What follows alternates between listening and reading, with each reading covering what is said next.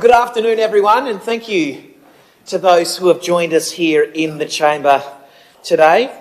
Thank you to the councillors for your contributions this morning already, and thank you again to the public who have joined us and those who might be tuning in at their own leisure. So as we do meet here today, this is the unceded lands of the Palawa people, the original and ongoing owners. I do open today's ordinary meeting at the City of Launceston at 1 p.m. Thank you. Please be seated.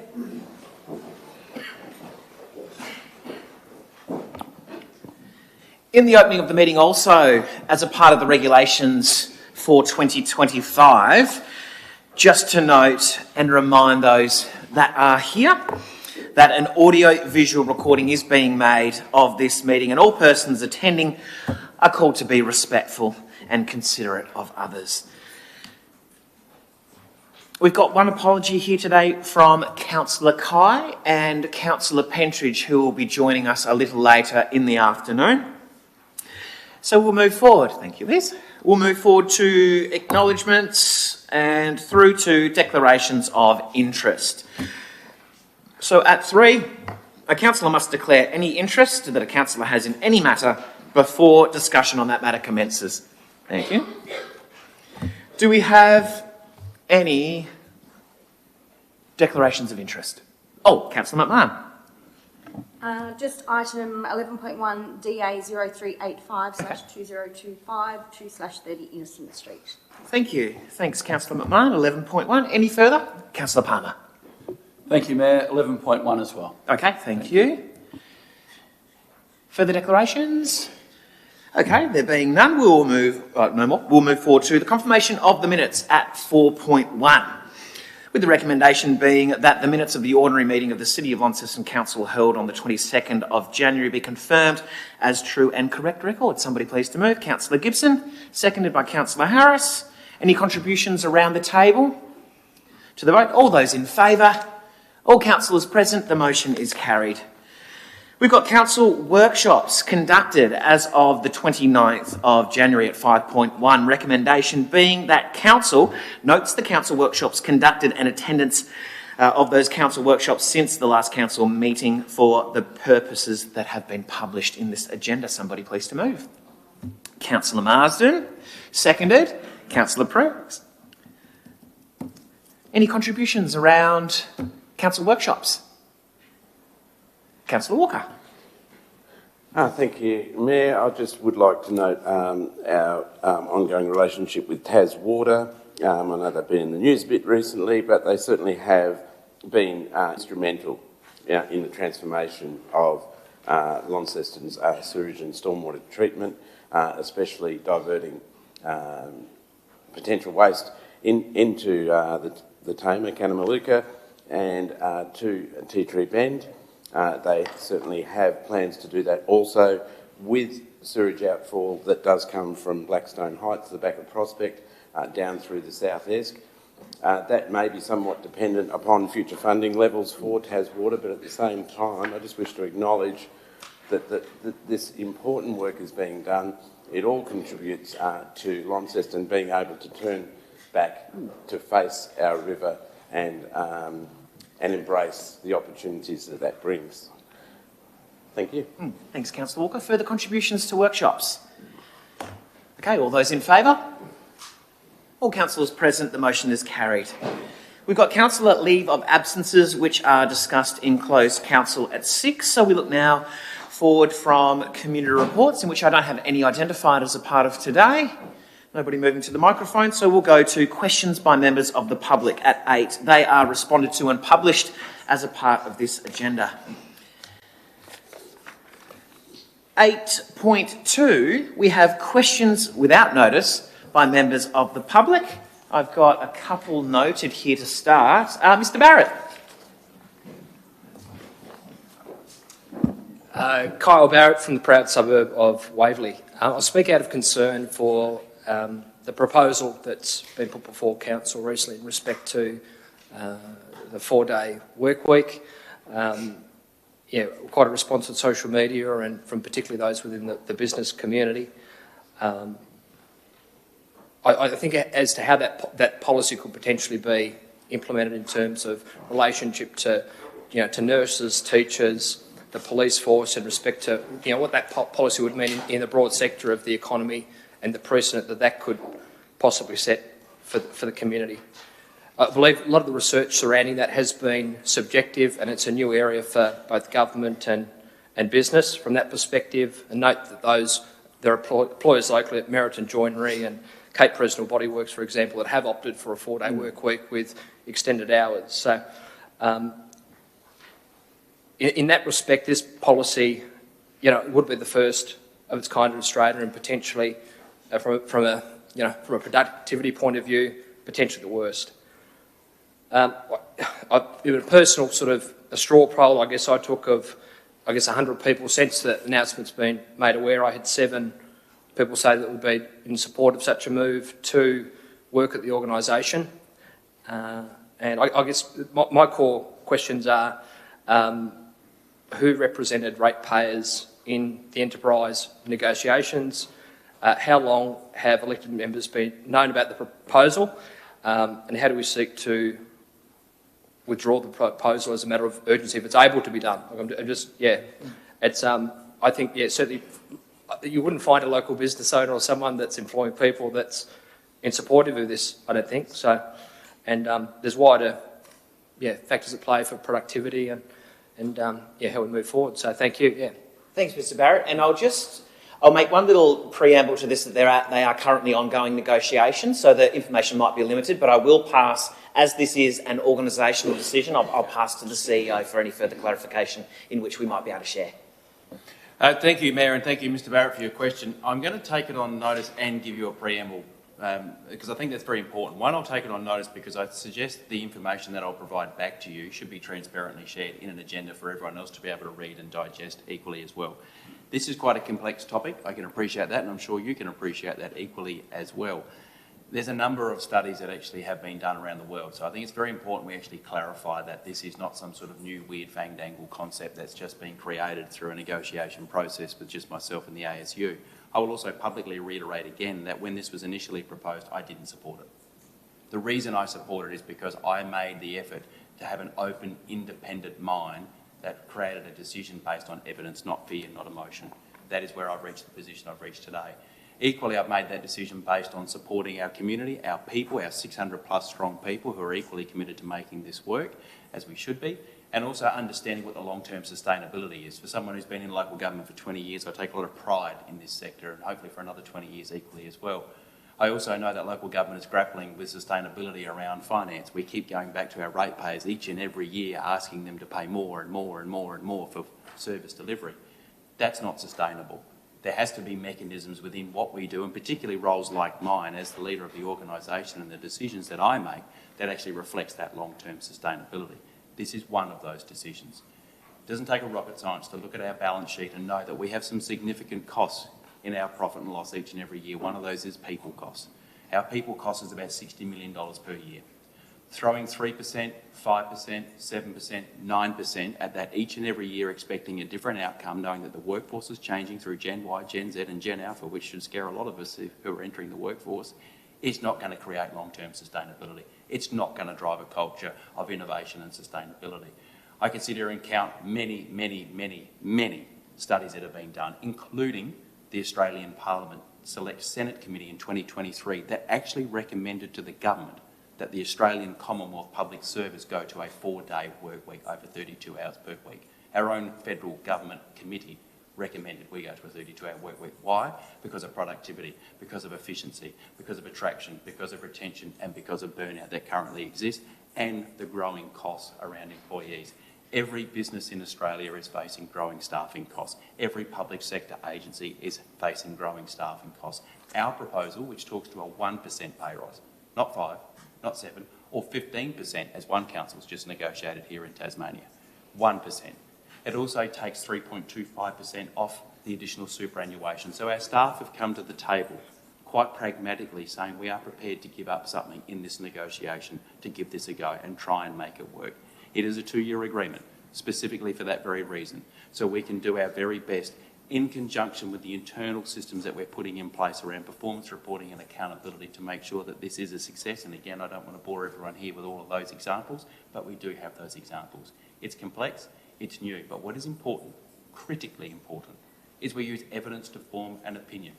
Some people will form an opinion that they don't like it. Some people will form an opinion that they do like it. If we allow fear to drive that decision making, it will fail, regardless of our opinion. We can also go back in history and look at countless times when this has been done before us, be it 1926 with Ford, who introduced the 5-day work week, be it in the 1930s when we introduced personal leave, be it in 1906 when in this very country we introduced annual leave and everyone said, how could we possibly take 10 days off a year and still get our job done? The conversations we're having now is very relevant to conversations we've had consistently in this country and around this world for 125 years. So I'll take that on notice and I'll provide you with a response. Thank you. Cheers. Thank you, CEO. Thank you, Mr. Barrett. Okay. I also have, is it Ezra? Mr. Davidson? Thanks, Mr. Davidson. Hello, hello, thank you. Question, it's quite a simple one. Would the Launceston City Council, sorry? Name and address. I should have prefaced that, sorry. Ezra Davidson, 21 Moorshead Street, Punchbowl. Would the Launceston City get behind and support an Australia Day event? We've just had Australia Day go by, and with lots of events in the council area, there's nothing to recognise Australia Day and support it, and just wondering if that's something.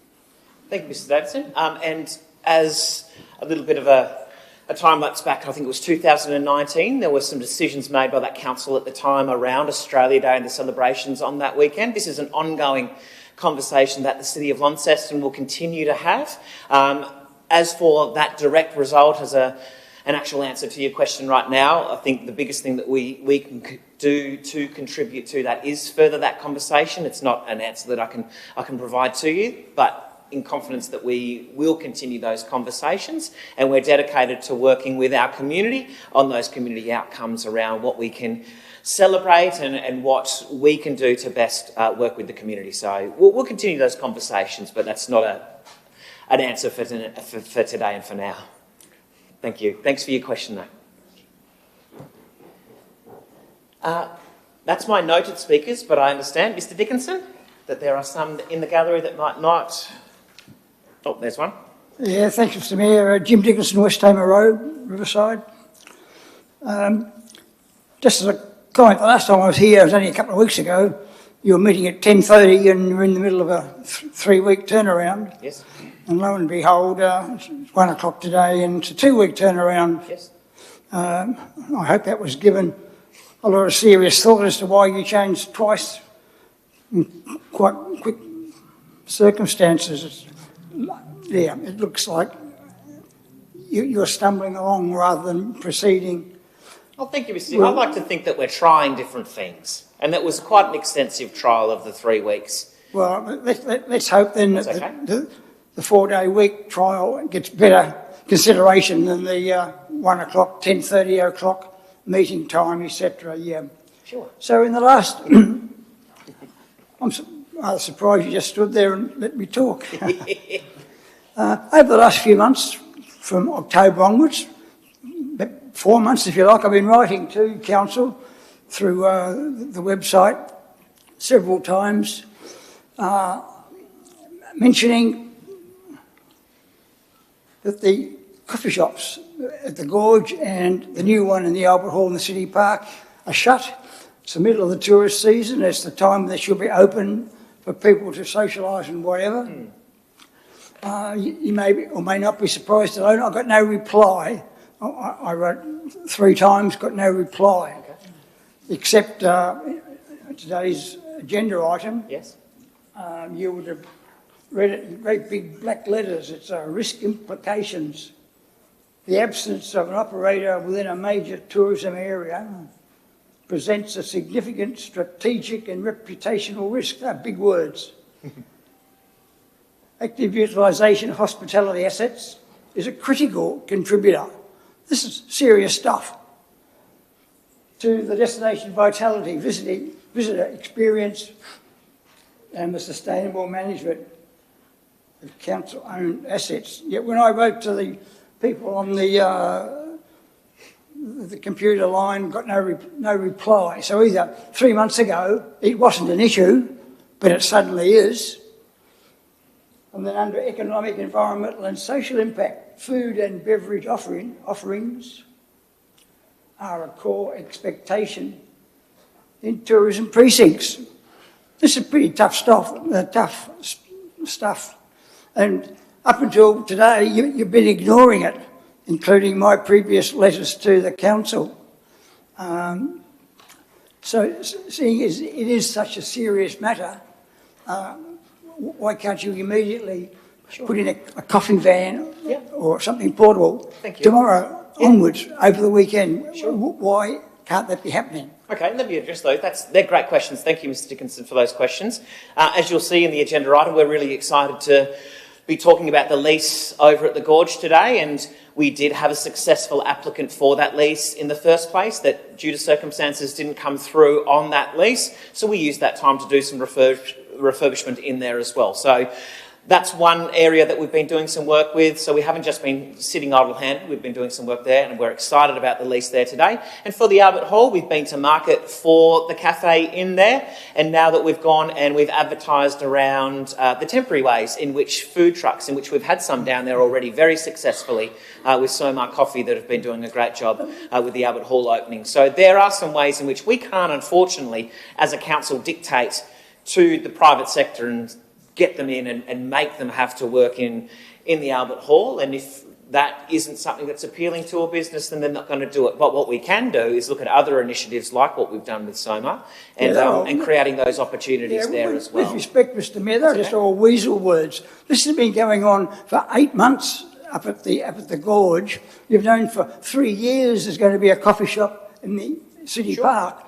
So you're now saying you're looking into it and you're going to do this and you're going to do that. That's all future tense. Not looking into it. We had a tenant that was going to take up the residency in the Gorge. That fell through. We now have a tenant that's going in, hopefully, with discussions today. Yes. The restaurant will undergo, that's future tense. From today, the restaurant will undergo scheduled remedial works commencing early 2026. It's now February. That's hardly early 2026. You just farming everything out. We're getting nowhere. The tourists are here. The people that live here are here. We're travelling around visiting the Gorge. And there's no coffee shops now. Surely a coffee trolley could be put there tomorrow on the weekend. Sure. Yeah, sure. And that's something we've got a real priority on our food trucks and the mobile way of people being able to access things like coffee and swirls, lollies. And at the same time, I've been writing to the council via your website, as well as mentioning the fact that the coffee shop should be open. I got no reply to that, as I've already said. That wasn't replied to. This is the only reply. But the reply I did get was that remedial work needs to be done to the Gorge, not to the Albert Hall, because that's brand new. Remedial work needs to be done to the Gorge so that an operator can move in. The reply I got implied that the remedial work is progressing, and that's in October, November. That work, and that was obviously a lie, to put it bluntly. The person replying to me told an untruth, that there was no work going on at the Gorge. There is still no work going on at the Gorge. And today you say work is scheduled to progress. So you're having a go here, which is totally unsatisfactory. What? Is there a question here? Is this question time, not debate time? Yeah. So, it's been embarrassing, isn't it? Mr Dickinson, thank you for your questions again, and I'll have to have a look into our system. I'm a little confused saying that there's no response and then that you're reading out a response. So I will double check our systems for that. I'm under the assumption that there's been work and remediation work happening in the gorge. We're very excited today to be talking about a potential lease there. We're looking into the future. We're pushing forward with the gorge, and we're looking forward to people being able to enjoy that space. Same with the Albert Hall, same with other ventures around our city, whether it's through mobile vendors or through brick and mortar. Yes. The typical comment in these situations is weasel words. Okay. So we'll say it again. Thank you. Thank you, Mr. Gill. Thank you. Ms. Ritchie.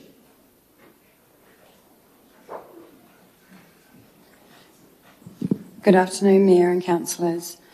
I'm Kirsten from 37 Birch Avenue in Newstead, and I've just come here to say, can council please confirm whether the individual Ashley Smith, supported by the Mayor to work with youth, homeless people and families, currently holds a valid Working with Vulnerable People card? And if not, why are they being permitted or endorsed to work with vulnerable populations? Thanks, Ms. Ritchie. We're not going to comment on people's personal status here in the chamber. Yeah, no worries. All right, thank you. Thank you. Any further comments or questions from public? Okay, thank you. Not the most controversial figure I had a photo with. Thank you, Mr. Dickinson. It's a bit exciting. Okay, public questions. We have no petitions or deputations at 9 and 10, so we now will move into Planning Authority. So under the provisions of the Land Use Planning Act and Approvals of 1993, Council acts as a planning authority in regard to items included in 11. Our first one is 11.1. I'll just make sure I've got some noted speakers here also. So this one is 2/30 Innocent Street in Kings Meadows. Thank you, Councillor Palmer and Councillor McMahon, declaring interest at 11.1. Before we get to the recommendation, I'd like to open the floor, please, to the public. And I've got Mr. Lockett noted first. Good afternoon. My name is Peter Lockett of 1834 Innocent Street, Kings Meadows. Today I'm representing the tenants of 30 to 34 Innocent Street, Kings Meadows, the light industrial area. We have some concerns over the proposed application DA 0385-2025 for the purpose of a pickleball sporting centre. Firstly, we would like to make clear that we are not against the proposed business and would welcome a new business to the complex, but our concerns are related to parking, traffic congestion and safety risks that would be brought to the complex if this went ahead. The site map in the application shows the allocation of proposed parking bays to comply with regulations, but in reality they cannot be achieved without impacting the main thoroughfare and firefighting resources in the area. We feel that the required regulations for parking are inadequate for the number of people that could potentially be using the facility at one time. With the location of the proposed business being in a dead end of the complex, which already does not offer great traffic flow, and currently neighbouring businesses receiving deliveries daily from large trucks and the use of forklifts in these areas, we are concerned that the proposed application would increase the danger of operations in these areas to current businesses. Additional concerns are that the patrons of the proposed will use non-designated parking from surrounding businesses. Some of the current businesses have spent quite a large amount of money to provide parking for their patrons and feel that these areas may be taken advantage of if this application goes ahead.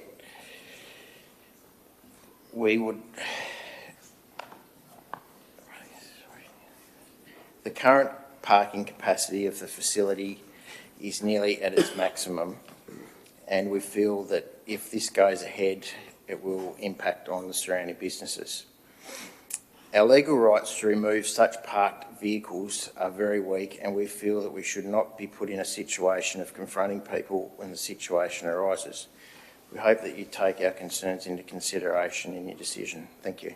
Thanks, Mr. Lockett. Thank you. Mr Eastoe. Thank you, Mayor. My name's Charlie Eastoe of Newstead, and I'm one of the founders of the Racket Collective. We're really excited to be bringing dedicated pickleball and paddleball club to Launceston because we generally see a gap for more accessible social sport options in the city. Both sports are growing incredibly fast across Australia, and what makes them special is how inclusive they are. You don't need a sporting background to get involved, and people of all ages can play together. This will be the first standalone pickleball and paddleball courts in Tasmania, purposely built rather than shared temporary spaces. Right now, many locals are travelling or relying on limited court access just to play. We see a big opportunity to create a permanent home for these sports in Launceston. We're also proud to be young Tasmanians trying to start and grow a local business. This project is something we're personally invested in. We live here, work here, and want to build something that contributes positively to our community we're part of. Our goal is to build something that's welcoming, well-run, and adds to Launceston's lifestyle and livability. We're committed to working closely with Council and the local community to make sure the club is a positive long-term asset for Launceston. Thank you. Thanks very much. Any further speakers that aren't noted? Okay, we will move to the recommendation then. The recommendation being that a permit be granted for sport and recreation, partial change of use to indoor recreation facility at 2/30 Innocent Street, Kings Meadows, subject to the published conditions. May I please have somebody to move? Councillor Harris. Seconded by Councillor Gibson. Councillor Harris is the mover. Thank you, Mayor. Just a couple of questions, if I might start with. First, just in regard to the parking, because when we visited on site, the issue of parking was obvious to it, that there are 15 spots, 2 of which are shown as being less than 5.4 metres long. We also noted on the day we visited that there were significant other parking or flat areas that could be used for parking that does belong to other businesses, as indicated by Mr Lockhart. But I just wondered about the legalities of who can park in certain areas and what else has been done as far as the parking of this particular development application to make sure that it does meet the requirements. Thanks, Councillor Harris. Through Executive Leader Chelsea, to your team. Sorry. You're right.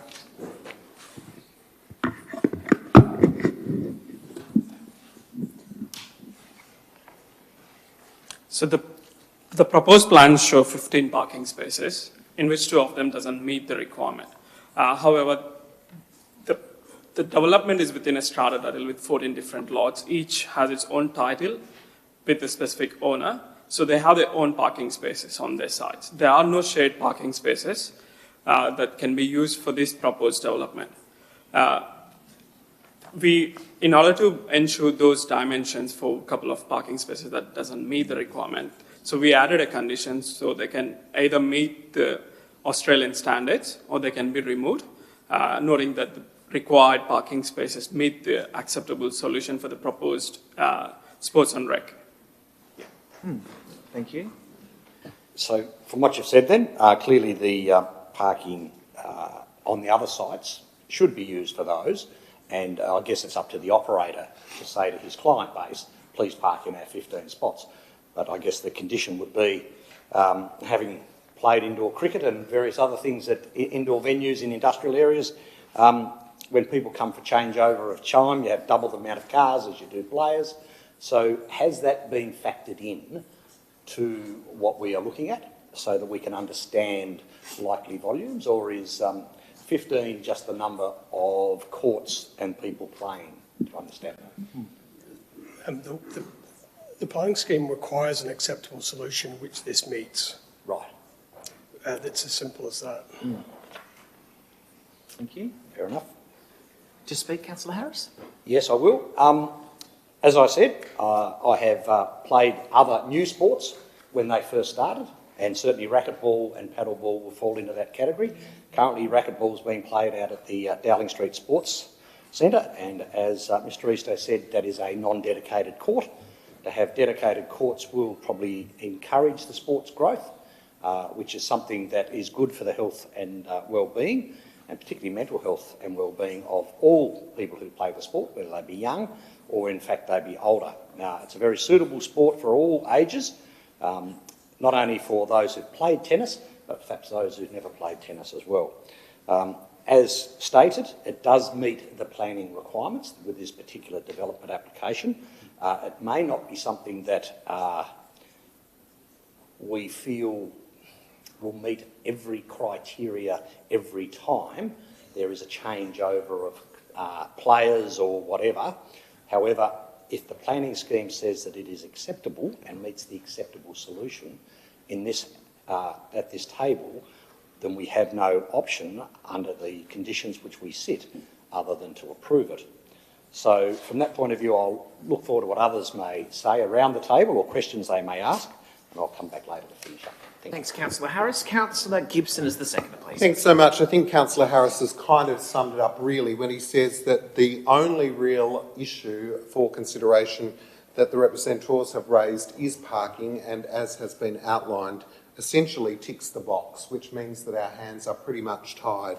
It doesn't mean, however, though, that other businesses, such as the case in car parks that are rented to multiple tenancies, can't start to introduce some signage which clearly depicts which is their customer and staff parking, which differs to the 15 spaces that will be set aside for the recreational facility.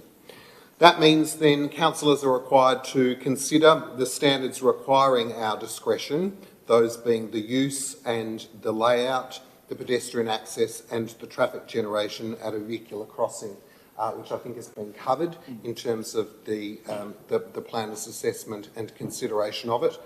I think there is going to be an element of change to this site in terms of a new recreational facility. We already see another swim facility or another recreational facility which works really well in that space, and I can understand that for the non-recreation businesses that there probably are cars that park in their spot at the wrong time.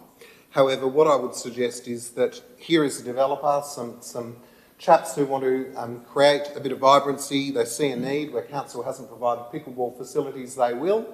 And what is required is good neighbourly relations. So I hope that what will come from today, given that it would be a very weak appeal with regard to the matters that have been raised, that the proponents and the existing businesses can find a way to clearly delineate which car spaces belong to which business and get along in a good way that sees good neighbourly relations, given that it really does tickle the planning boxes. Thanks, Councillor Gibson. Deputy Mayor. Councillor Gibson and Councillor Harris have pretty well covered it all, but I mean, I support, I think, a new venture, and I think, listening to the proponent who spoke, I think it's a great thing for Launceston to have pickle and paddleball with a dedicated site. Appreciate the concerns that have been raised by the current users of the site, and there's always conflict, particularly in multi-dwelling or multi-faceted places, but the parking, which is seemingly the main thing, is not a discretionary use, it's an acceptable solution, so therefore it is a permitted use. But again, like Councillor Gibson, I think it's hopefully the proponent takes on board the comments that have been made by his neighbours and will engage and talk with them to make sure that we get a satisfactory outcome and everybody can live peacefully together, because I think the discretions that we're being asked to use have been adequately dealt with in the planning side of things, and as a consequence of that, I don't think there's really anything to see here. Thank you, Deputy Mayor. Any further contributions? Councillor Walker. Just a question, if I may. Thank you, Mayor. The property itself is part of a strata title, and I know that strata is not generally something that council has a deep involvement with, but are there seems to be some of the roads would be part of a shared title, I presume, or a shared strata governance structure.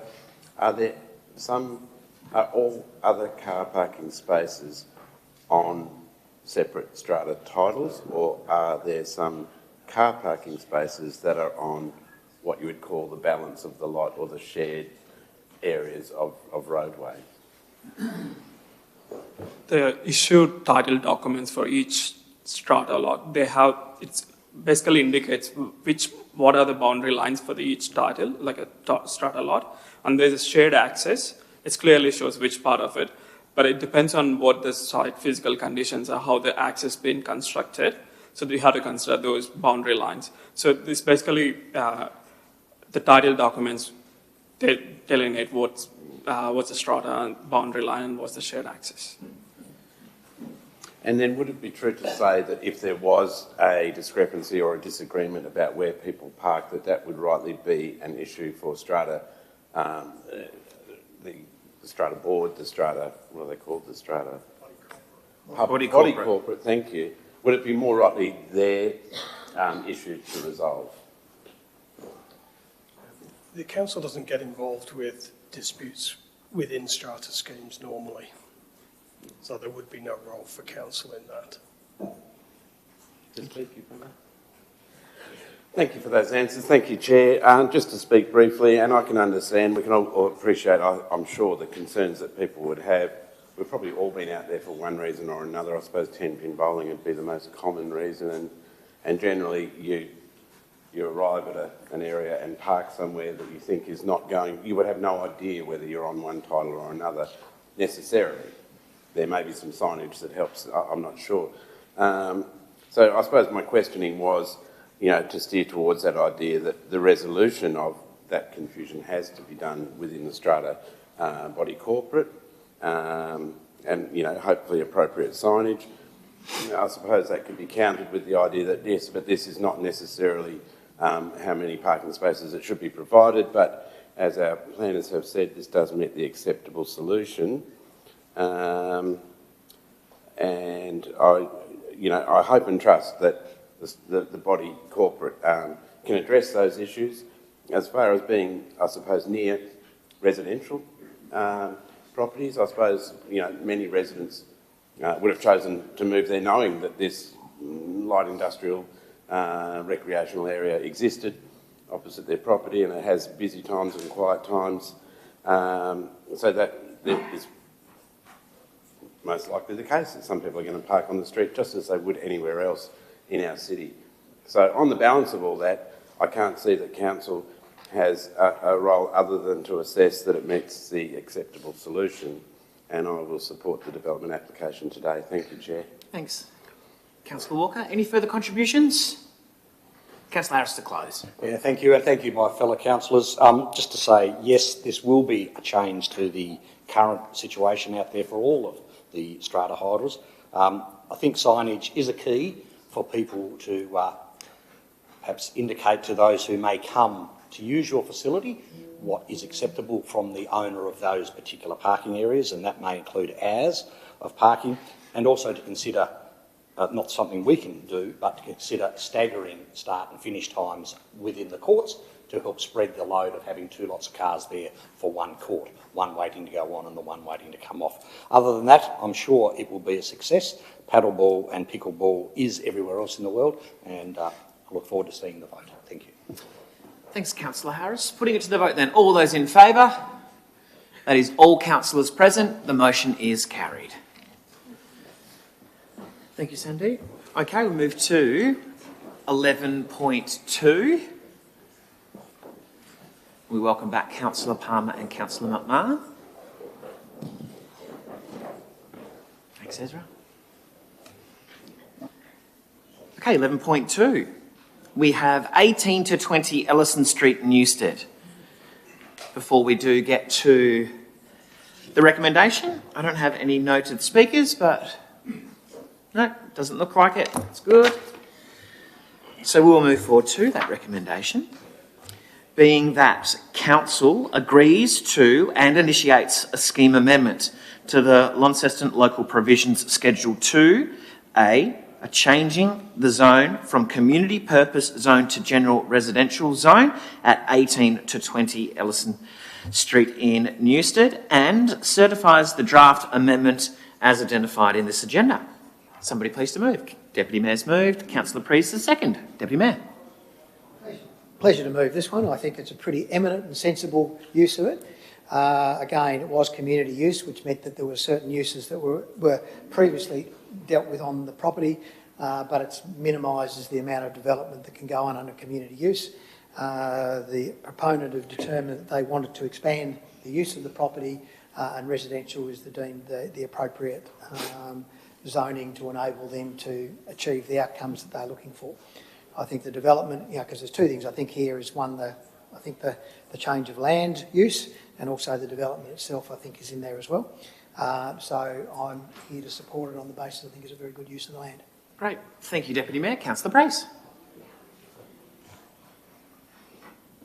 Yes, I just rise to support the change of zoning of the land. We visited the site. It would be great to see it become a valued home to some people. Thank you very much. Fantastic. Thank you. I've got a question, Councillor Harris. Yes, just reading the planning scheme, this does come under the lot size of under 315 metres squared for each of the buildings. Can perhaps one of the planners just indicate why they feel that this still meets the acceptable solution with a limited number of parking spots as well? For a development of 10 to only have 3 visitor, that seems to be a bit under the under the number, shall we say. Thanks, Councillor Harris. Through the Executive Leader.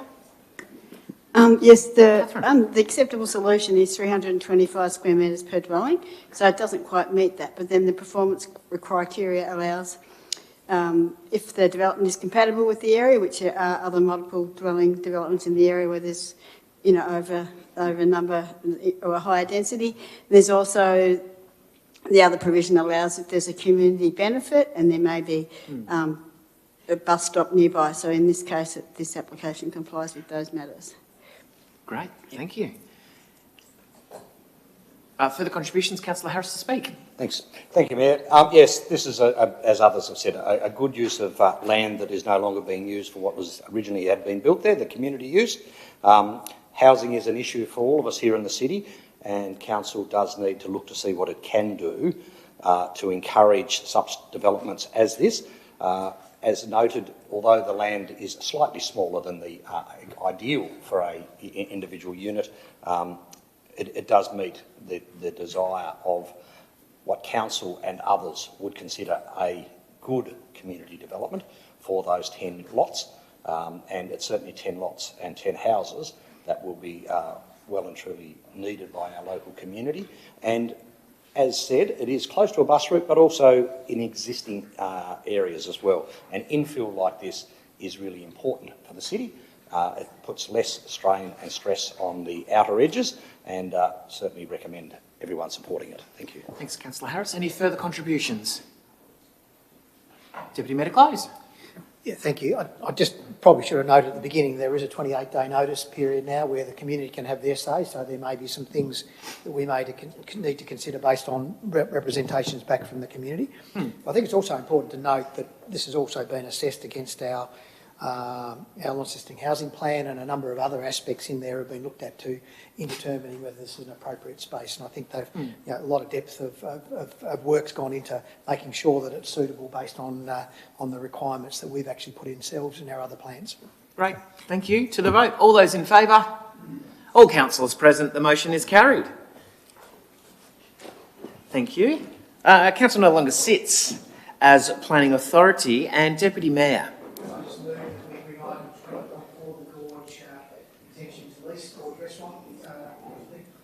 Yes, excellent. So Deputy Mayor's bringing forward, or asking to bring forward 20.4. Councillor Britton has seconded. All those in favour?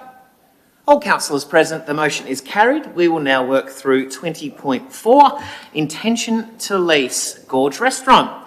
Before we get to the recommendation, noted speaker on 20.4.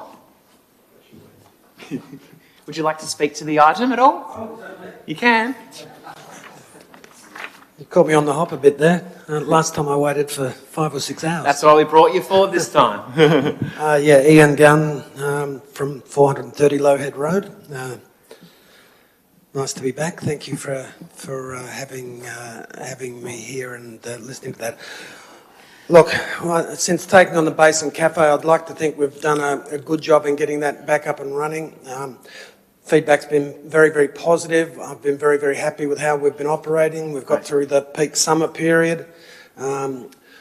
all the hoo-ha about the Gorge restaurant on the other side, I think's been mostly very unfair and unkind on the council, to be quite frank. Mr Dickinson's not here to hear me speak, but I probably, if he was here, I would say to him he should look fairly and squarely in the eyes of the previous operator who was awarded the tender and then walked away from it, and I personally thought that was disgraceful behaviour. So we were glad on reflection to pick up the opportunity to submit a tender for it.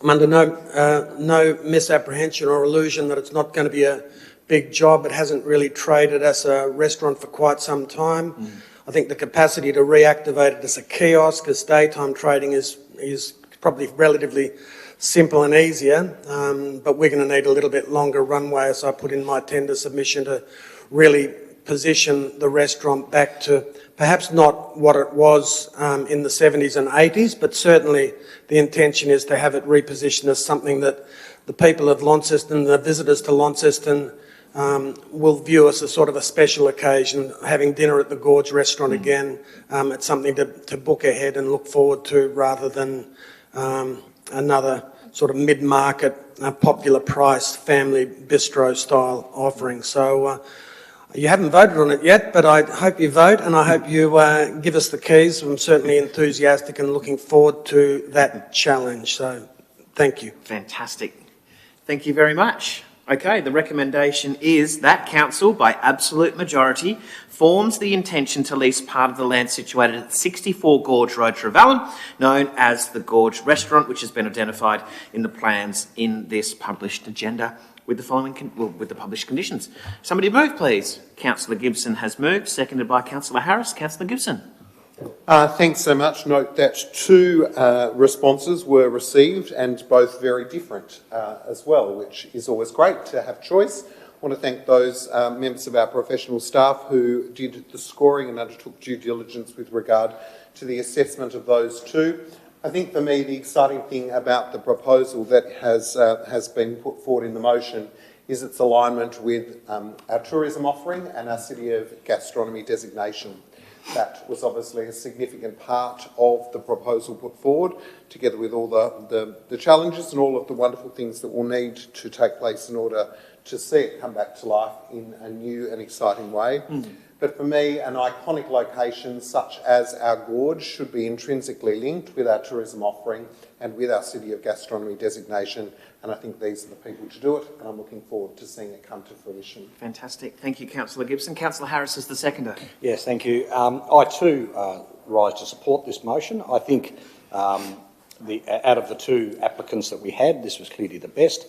I did note that there is a rent-free period of 6 months at the start of it to enable him to get the business up and running and started.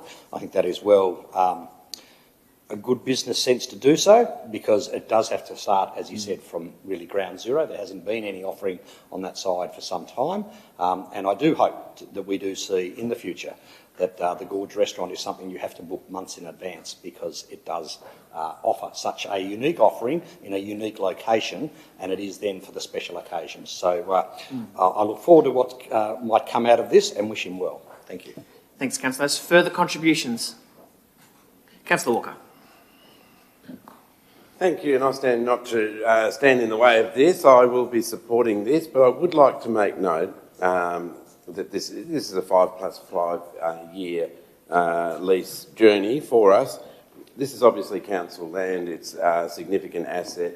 The same with the cafe on the other side of the Gorge, and I would like to think that there is opportunity for the council and lessees in this case to work together in terms of feedback, in terms of future directions. And I'm not saying that because of any disparaging reason, other than to say that council continues to have an active interest in this activation of this space. It's difficult because a private business has to make decisions of its own accord that are in the best interest of that business.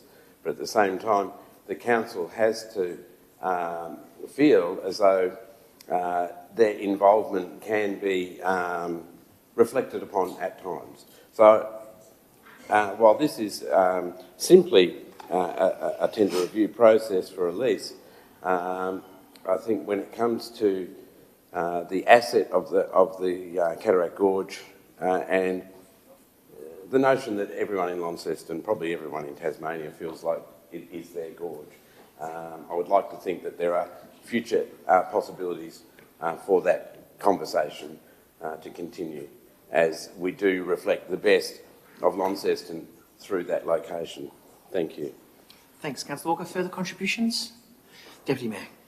Thanks. And whilst I share some of the comments made by Mr Dickinson earlier in regards to my disappointment that it's been sat idle for a number of months, Mr Gunn's given us a reason why. It was actually approved that we actually were going to lease it out. Subsequent to that, we found that there were some issues. But I think we've been also parried by the fact that there is no offering in the gorge, but there is. There's already a very successful offering that's already operating on the other side of the swinging bridge and the dam. So I think to say that the gorge has been underserviced by not having it is quite unfair, because I think the reality is there is already an offering in the council in the gorge. We're used to having two, and that's probably the major part of the discontent.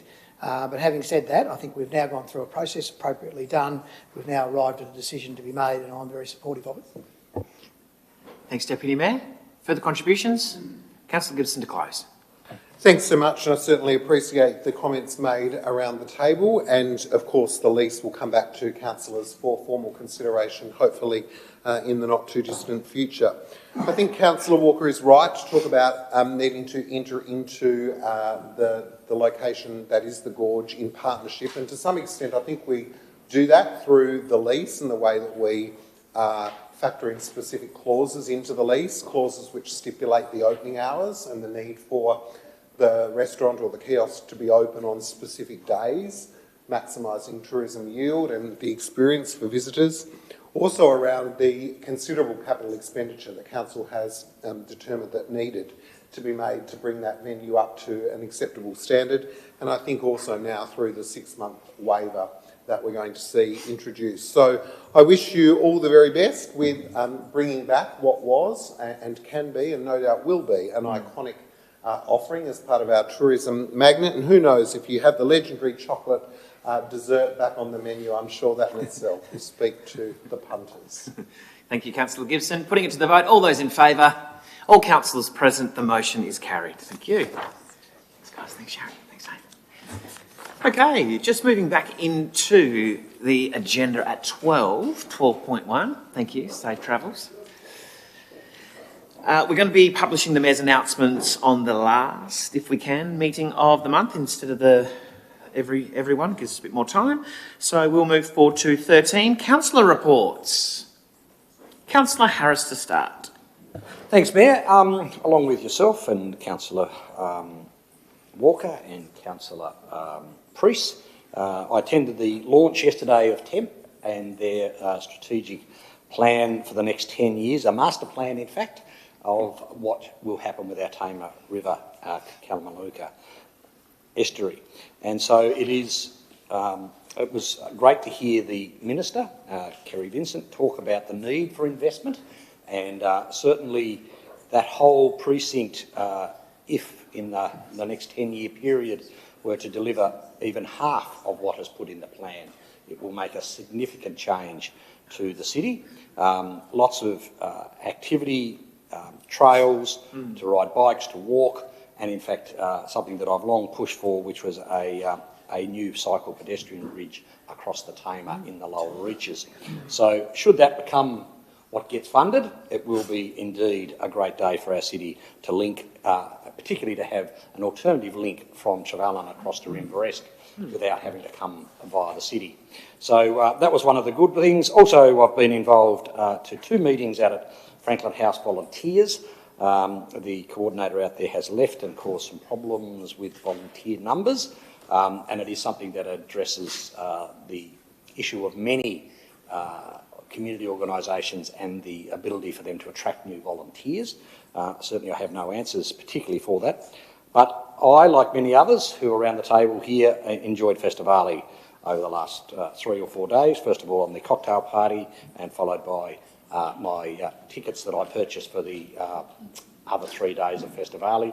The committee under David Dunn and all of the committee members, but also all of the, literally there must be hundreds of volunteers who clean up at the end of the night so that by 11 a.m. the next morning you're presented back with clean grounds, clean tables, and it's just reset. And it is in fact a great effort by the community.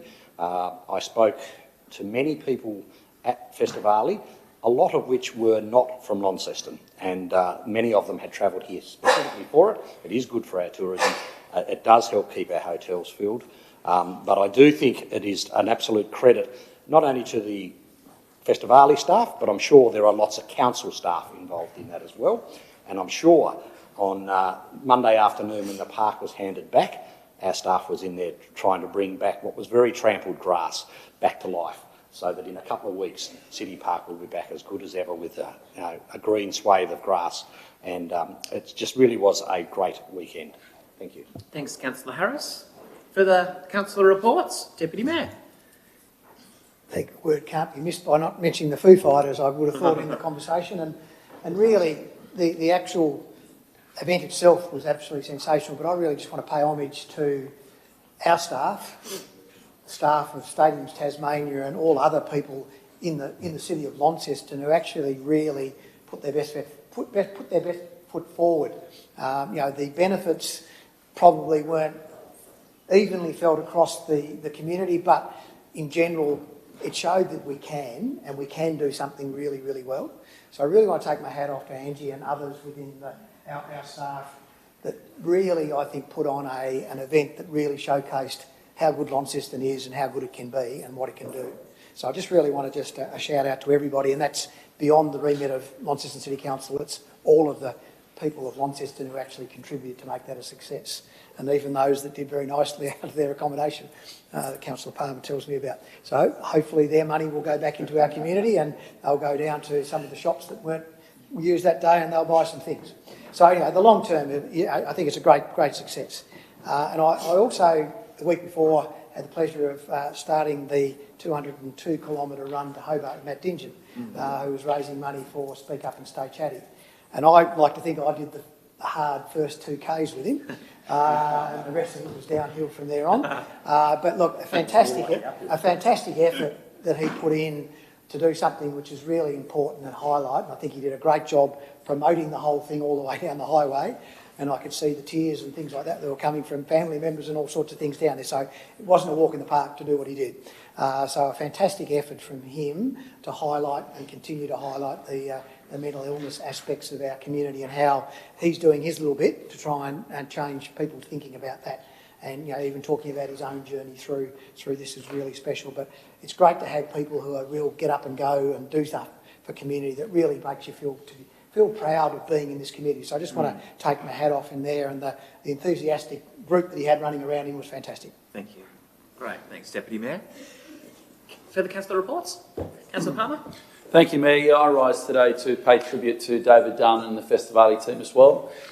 Celebrating 37 years of Festivali this year, 30,000 tickets sold, and I just want to thank all the major sponsors and the minor sponsors, because an event like Festivali doesn't just happen.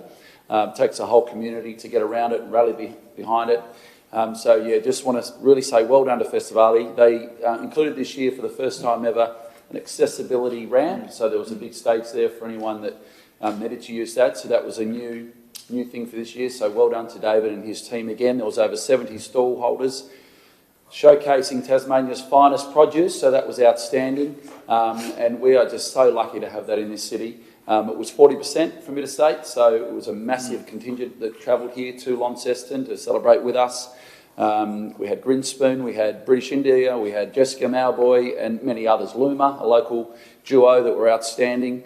So yeah, just congratulations to the whole team. It is a volunteer team that put this on, we can't forget that. And the clean team from New Horizons do an outstanding job, and yeah, I just want to pay tribute to the whole team for year after year, giving us this incredible event for our city.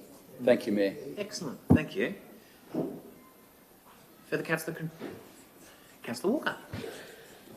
Thank you, Mayor. And with your mayoral announcements going once a month, you're giving a wide berth for all of us to stand and talk. I will acknowledge on the 23rd of January that you did preside over the citizenship ceremony which was held back at the Albert Hall, first time for a long time, which was a very successful, I think it was noted at the time, nearly 100 people becoming citizens of Australia, along with various and sundry councillors. I think perhaps Councillor Palmer, Councillor Marsden, Councillor Priest, and myself.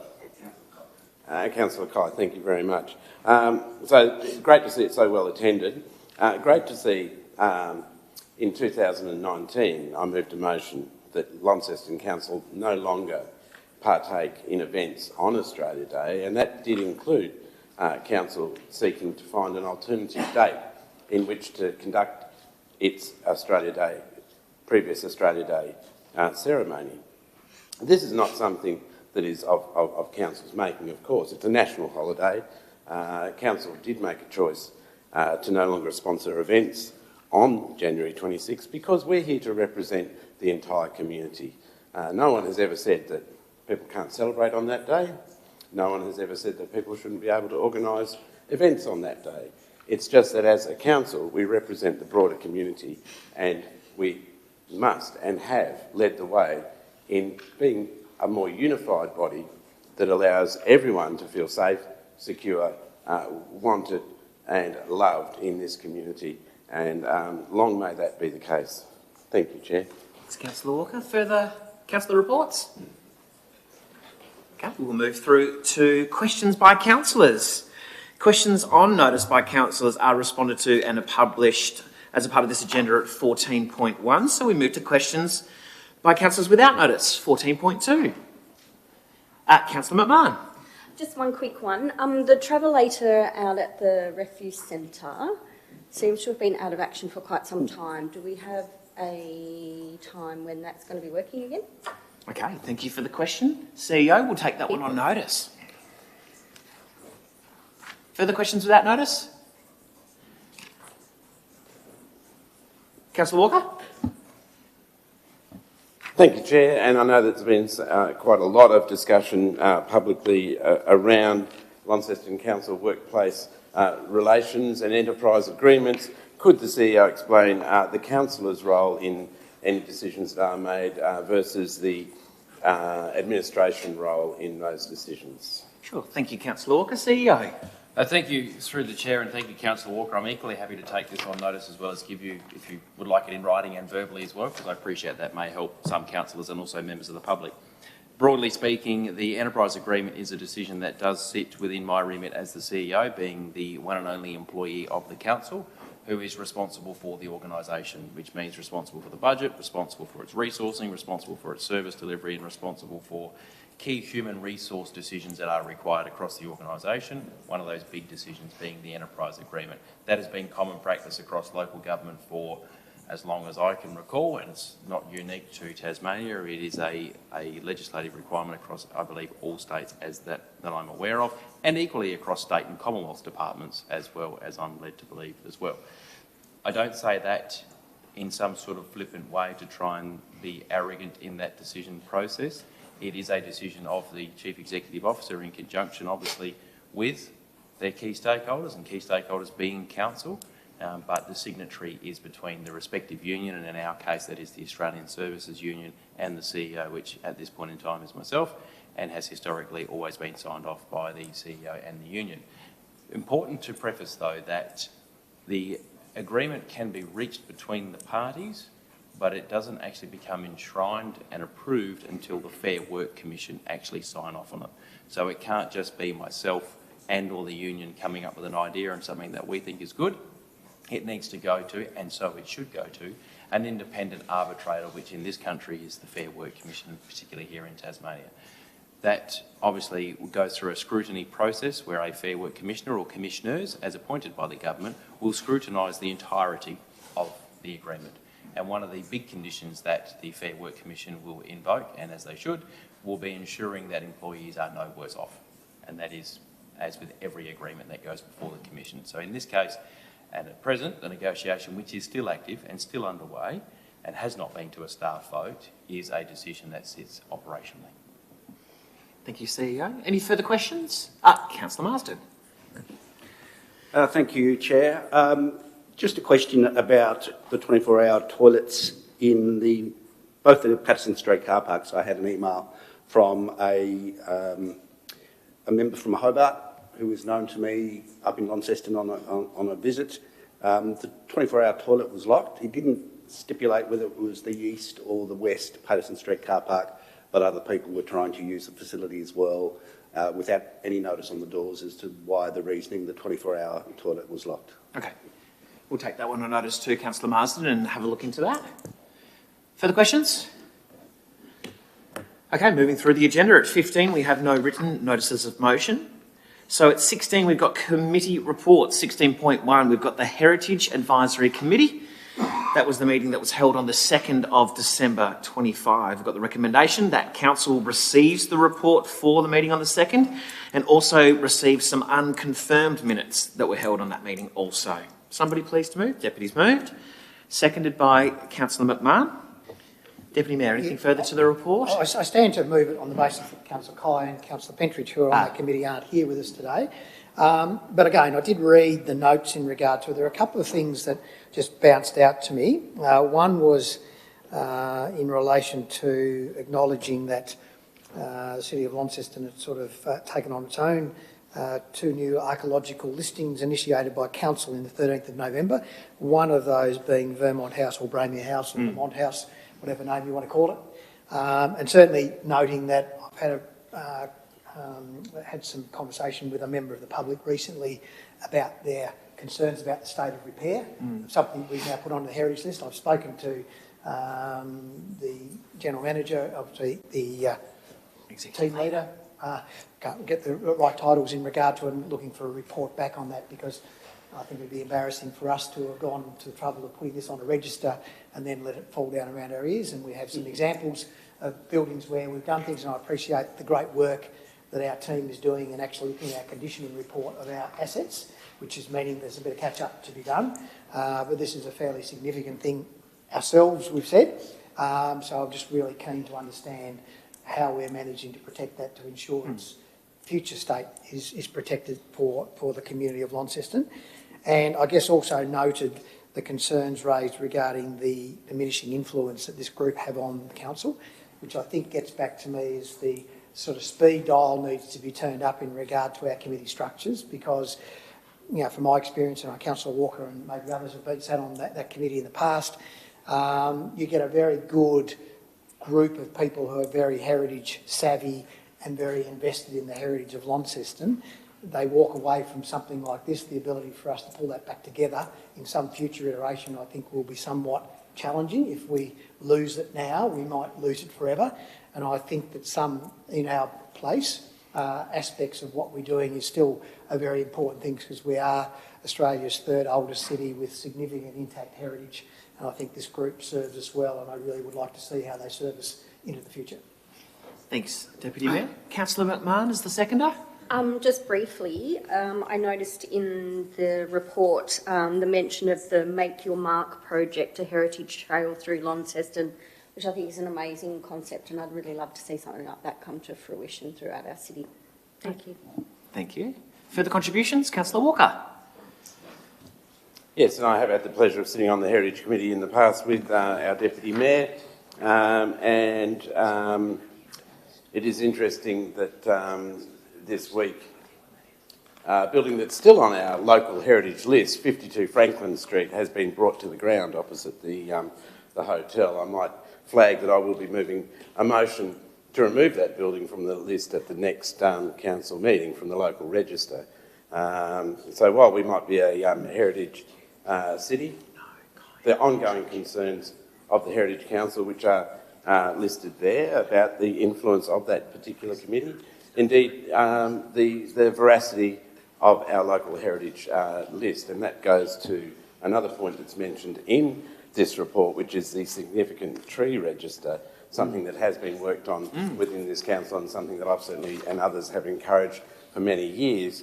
It will just be interesting to see how that can fit in with our planning scheme and just what strength that may have Certainly we had trees that do contribute to heritage precincts that have been removed in this city as well. So what strength can be given to our local heritage register? What strength can be given to a significant tree register, I suppose, are the questions that rightfully should be asked by the Heritage Committee. Having said all that, I'm sure if Councillor Kite and Pentridge were here, they might be able to shed more light upon that. And I too reiterate the words of our Deputy Mayor, which is that we should move with all haste to re-establish committees and their structure and their place within decision-making in this organisation. With haste. It's great that the Heritage Committee has continued, but those terms of reference may be able to be changed to give a more direct voice for committee work within the greater work of Launceston City Council. Thank you, Chair. Thanks, Councillor Walker. Further contributions to the report? Councillor Gibson.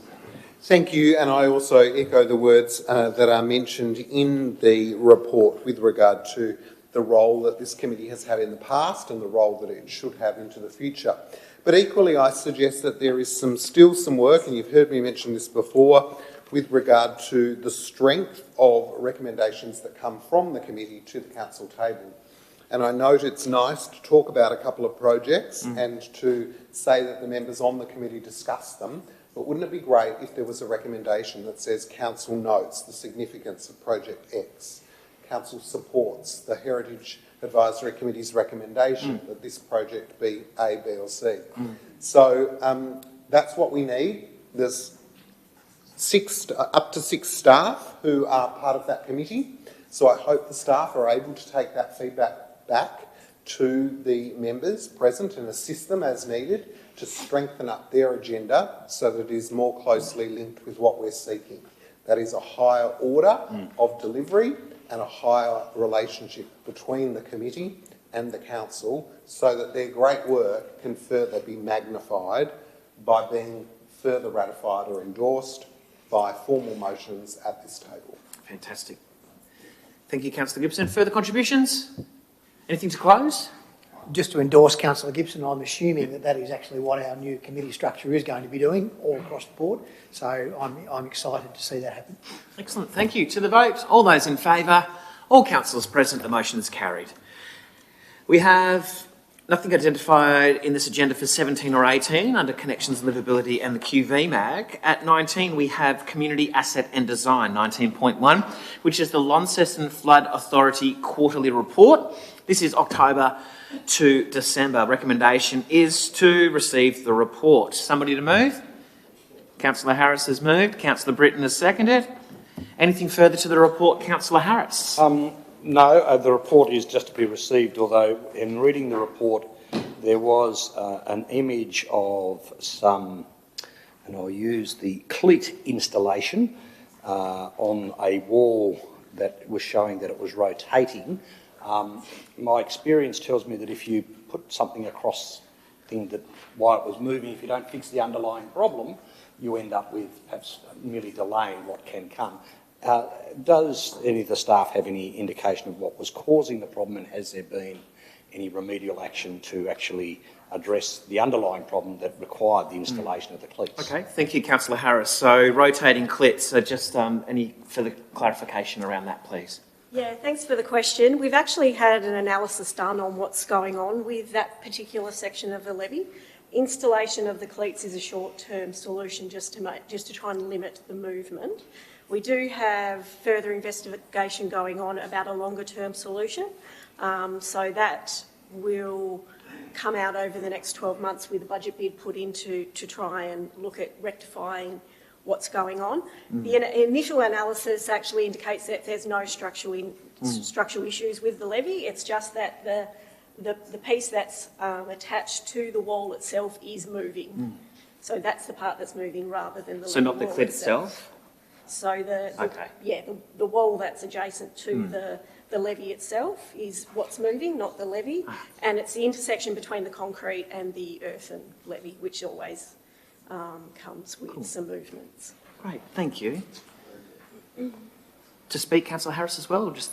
Well, other than to say thank you for the people who work on the Launceston Flood Authority and the Chairman, Greg Bruce, for their constant work on this, and thank you for the staff for answering that question.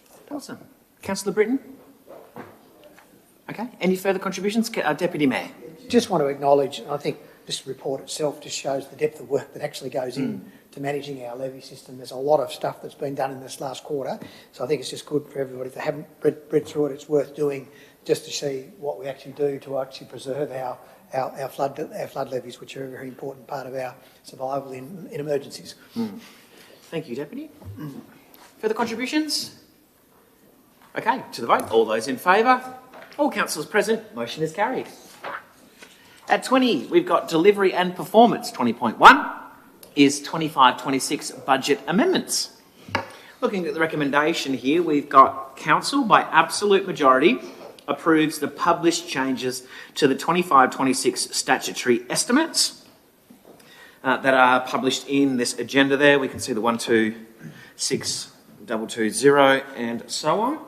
Somebody please to move. Deputy moved. Seconded by Councillor Britton. Deputy Mayor. I think, look, they're pretty straightforward. There's simply two items which are moving from capital to operations, where they've decided that the actual works that have been done are actually of an operational level and can't be capitalised. And I think the third one was a grant that we received towards the toilets at Kings Wharf. Fantastic. Councillor Britton is the seconder. Anything further to the recommendation? Okay, to the vote. All those in favour? All councillors present. Motion is carried. We've got 20.2, the monthly financial performance report, with the recommendation being that we note that report. It's both outlining capital and operational results, period ending 31st of December. Deputy Mayor's moved, seconded by Councillor Marsden. Deputy Mayor. Thank you. And again, I guess it shows up to 31st of December, the results are actually looking pretty damn good. The question is, can we hang on? Is going to be the challenge between now and the 30th of June. So it's still struggling as to what we've actually banked full time, and I appreciate with some of our changes in staffing and things like that, there's a level of activity going in there. I know there was a schedule in there saying that some of these things we're keeping, some we're not sure about. So I'm hopeful that we've got some efficiency gains and things like that we might get in a report sometime in the next meeting or so. So that would be great to see where that efficiency dividend, which we were sort of looking for in our budget period, and see how that actually is panning out in the year to date.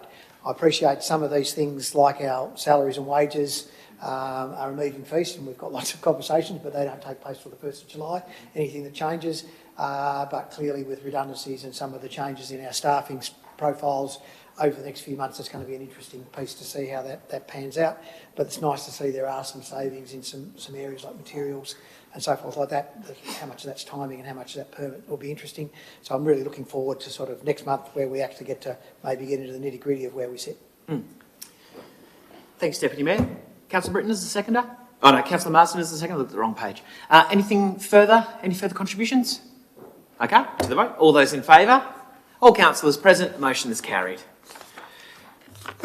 Flicking a couple of pages, 20.3, we've got the appointment, Chair and Independent Audit Panel members, Rick DeSanti and Ken Clark. Recommendation being that Council appoints Rick DeSanti as the independent person and Chair of the Audit Panel for the term of 4 years, and also appoints Ken Clark as an independent person as a member of the Audit Panel for the term also of 4 years. Somebody please to move. Councillor Walker's moved. Deputy Mayor second. I've got a question also, Councillor Gibson, now that that item is live. Thanks so much. Certainly note the Constitution as included in here allows for them to have a term of 8 years.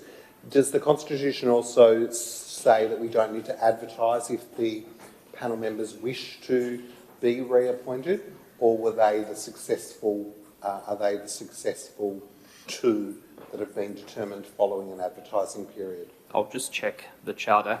Councillor Gibson. Councillor Gibson, whilst that's being checked, are we able... Yep, okay. Councillor Walker.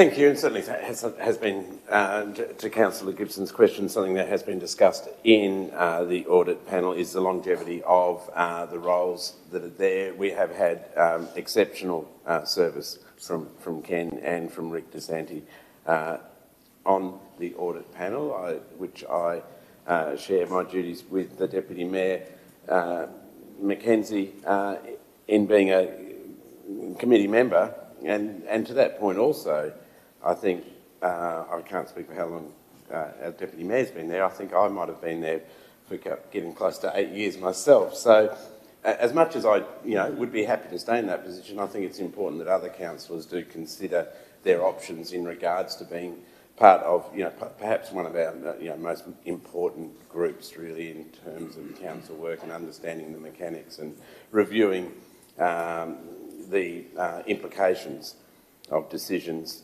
and so much more in terms of risk management for Launceston Council.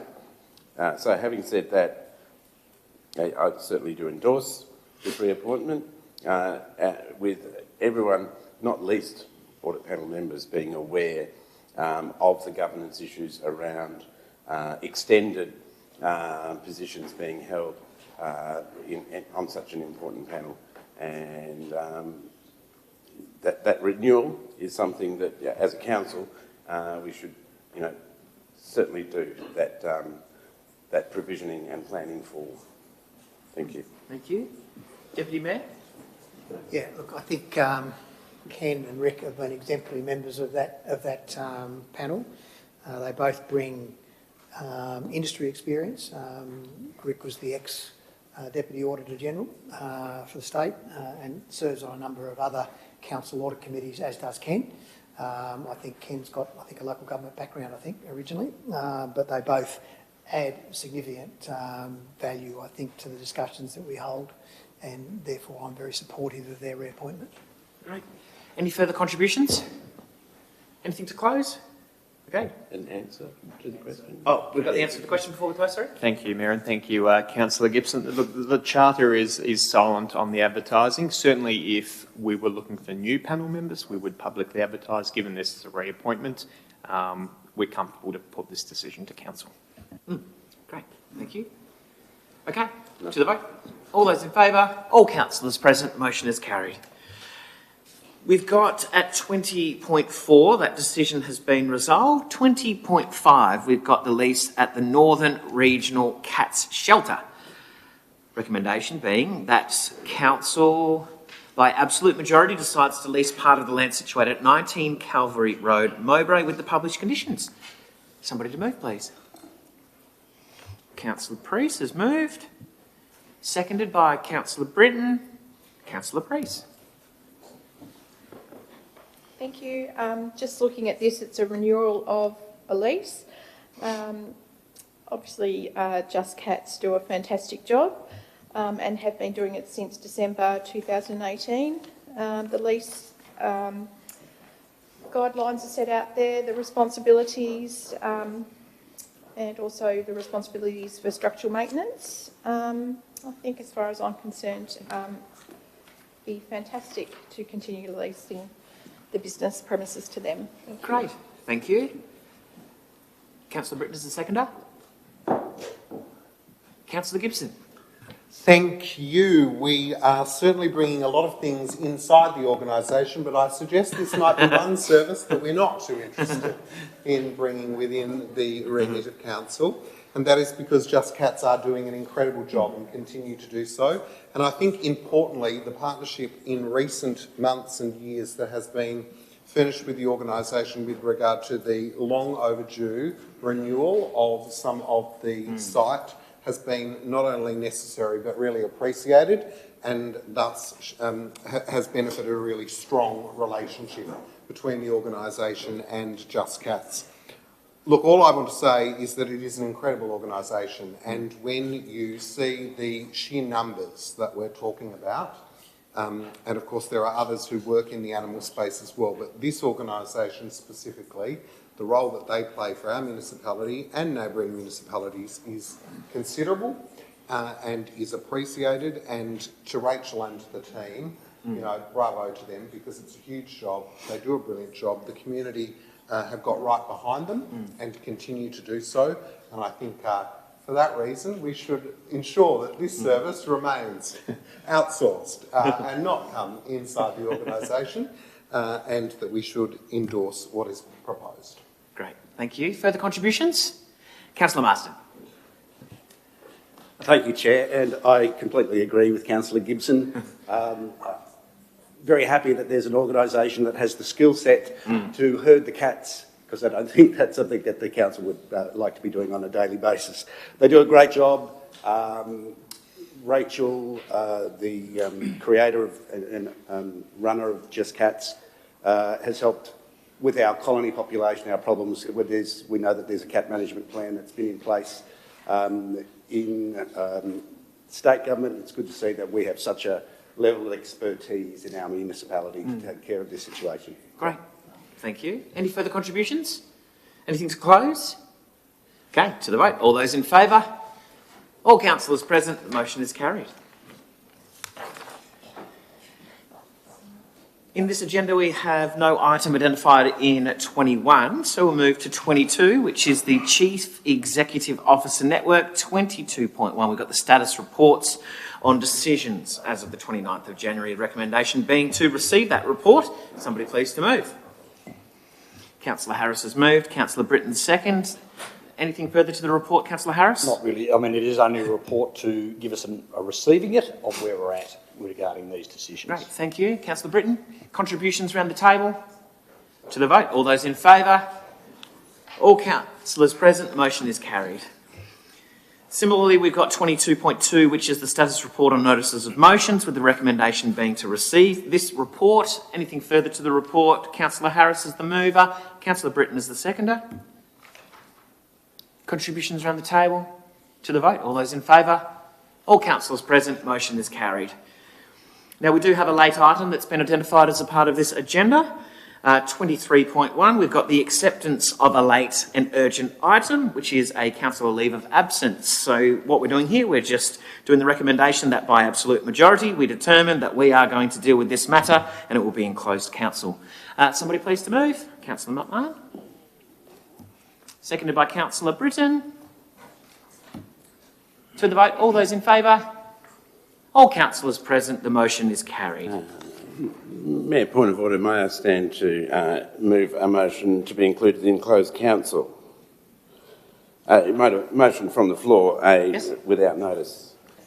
I wish to move a notice of motion to be considered in closed council regarding a review of the CBD Performing Arts Precinct. Because I wish it to be considered in closed, I won't speak any further to it than that. I have provided you with a copy of that, which I'm happy to provide to all members here. Thank you, Councillor Walker. And under the regulations, I will accept this notice of motion from the floor, provided that it gets acceptance from the table. We will then discuss this in closed council due to the financial implications and the details required around the conversation. I'm happy for that to go into closed council. If I could get somebody please to second. I've got Councillor Pentridge has seconded, noting that this is just to discuss and to accept the item, putting it around the table. All those in favour? That is all councillors present. That motion is carried to discuss in closed. In which we move into closed council now.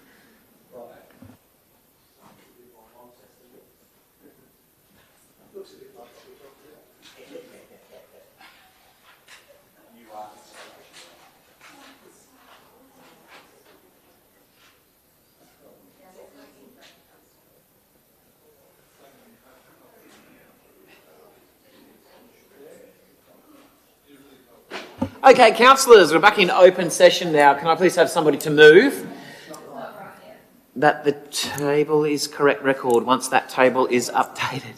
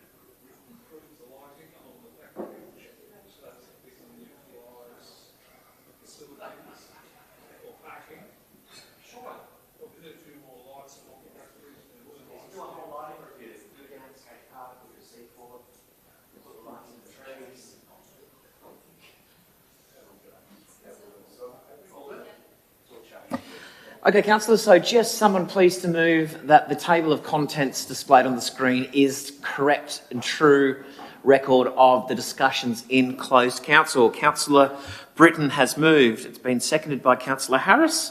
All those in favour? All councillors present. The motion is carried. We close the meeting at 4:17, with the next meeting to be held here on the 19th of February at 1 p.m. Thank you, councillors.